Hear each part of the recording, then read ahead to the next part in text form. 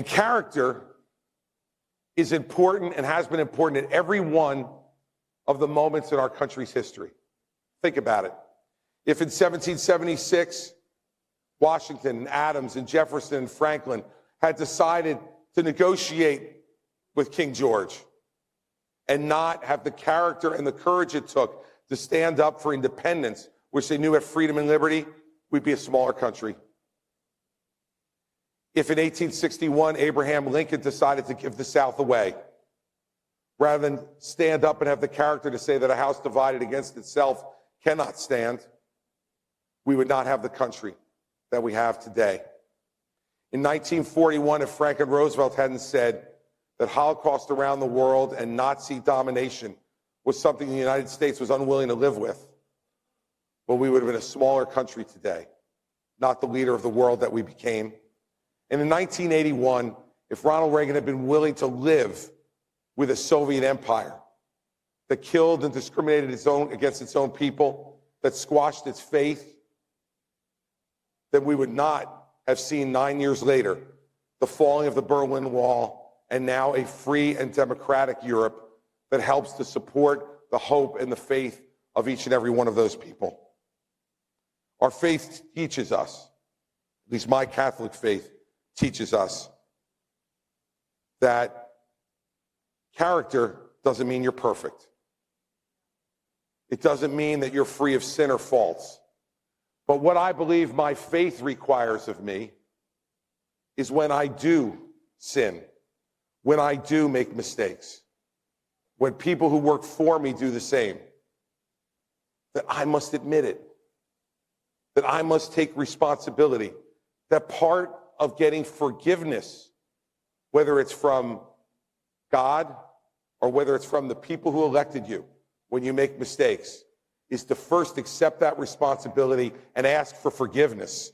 That's what character really is.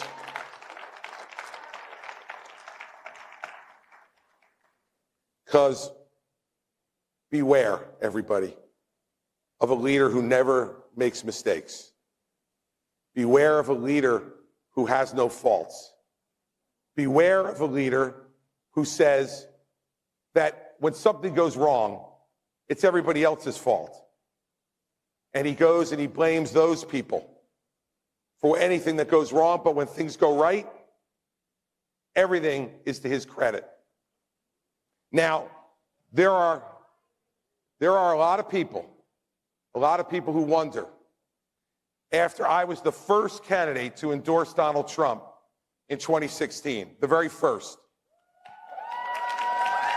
after he made me chairman of his transition, after he made me chairman of his opioid and drug abuse commission, after, and this one will keep you up at night, everybody, after I played Hillary Clinton in debate prep. You won't be able to sleep thinking about that one tonight. And after I played Joe Biden in debate prep in 2020, why am I running for president of the United States? I'm running because he's let us down. He has let us down because he's unwilling. He's unwilling to take responsibility for any of the mistakes that were made, any of the faults that he has, and any of the things that he's done. And that is not leadership, everybody. That is a failure of leadership. And you can boo all you want. But here's the thing. Our faith teaches us that people have to take responsibility for what they do. People have to stand up and take accountability for what they do. And I cannot stand by, and as soon as I've started to be critical, after all of that, and after you offered me White House Chief of Staff, now what he does is call me names and belittle me. And I will tell you, if all you do is disagree with someone, and in return you get that kind of treatment, I've joined a great list of Americans like Rex Tillerson and Jim Mattis and Mark Esper and Mick Mulvaney and John Kelly and all the rest. And you can love him all you want, but I will tell you that doing those kind of things makes our country smaller. It makes our country smaller, and it makes us lesser. During the Revolutionary War, Abigail Adams asked her husband John if they were going to win the war. And here's what John said. He said, I can't guarantee success in the war, but I can guarantee something better, that we deserve it. Ladies and gentlemen, you never know what's going to come across the desk of the President of the United States. It's not a litmus test of boxes checked. You need to know what's in here. We need to once again, as people of faith, put character first. If I'm President of the United States, I will put character first.